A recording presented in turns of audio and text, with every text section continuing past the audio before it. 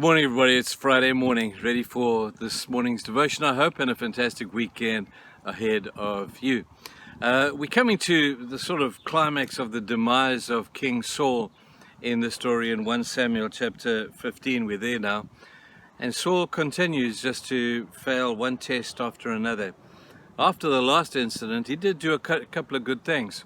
He won a few battles, he maintained himself, but then one day pride got ahead of him again, and God came to him with a very specific instruction, and he failed the test again of obedience to God. Let me tell you what happened.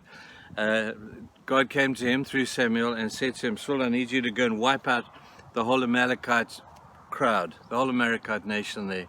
They have offended me, they're up my nostril, and I need to get rid of them, and I need you to go and totally wipe this nation out.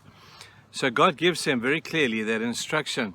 He goes to fight the Amalekites, and he wins a great battle. But the problem was, he didn't clinch it. He didn't finish what he started. He wiped the army out, but he kept the king. He kept Agag, was his name, and he put him one side. And then he kept a whole lot of animals, cows and sheep and stuff that he was probably going to use himself or share amongst some of the people and his generals. But Samuel arrived at a victorious army, and everybody was rejoicing over the victory. And Samuel looked at Saul and he said, Saul, what is that noise I can hear? And he said, I can hear the lowing of cattle and the bleating of sheep. Where does that come from? And Saul, quickly thinking, what am I going to say now? Said, oh no, Samuel, what we did was we kept the king and we kept the animals because we wanted to make a great sacrifice to God. He was thinking fast on his feet.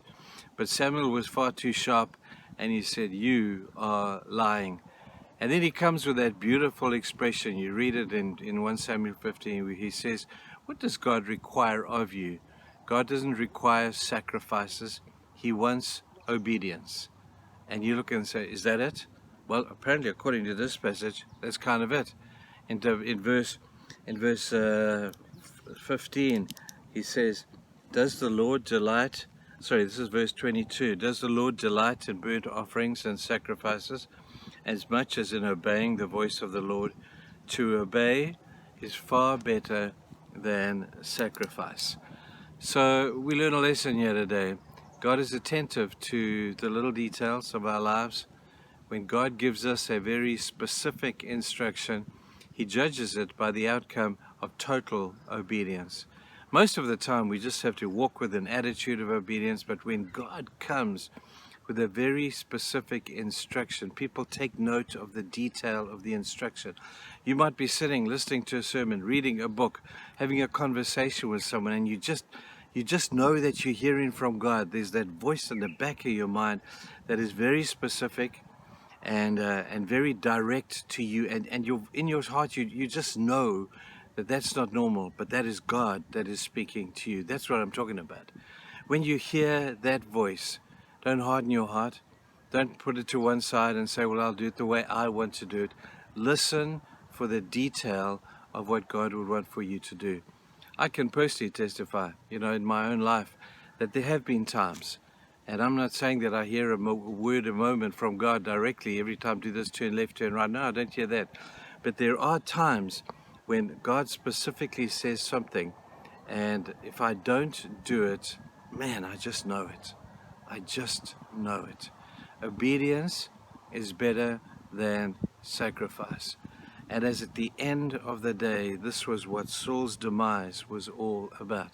You'll see that in the course of the next short time before David is appointed to be king, how Saul gets frustrated, how Saul is all over the place trying to rekindle that fire with God. But once the fire is out, people, it's out. God still loves us. But there comes a time where there's almost like a point of no return, and God said, done the best with you that I possibly can, you just won't listen. And that's what the time of Saul is actually about. He just didn't listen. Or if he did, he didn't hear. Or if he did hear, he didn't do. And so let's make sure we're not the same. Guys, have a fantastic weekend. We're praying for you. I'm hoping we're going to get some rain today. We're dry and dusty over here, but we're going to have a great weekend anyway. So go out there. Let's go and save the world, people. Bye now.